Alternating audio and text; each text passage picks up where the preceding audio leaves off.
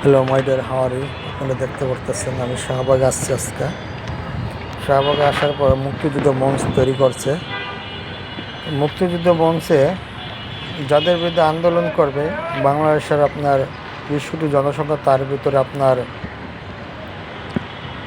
8 কোটি 15 লক্ষ ছাত্র সবাই কিন্তু কোঠার বিপক্ষে।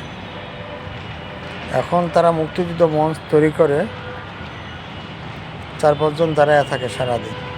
আজকে নাই, দেখেন কোটা খালি।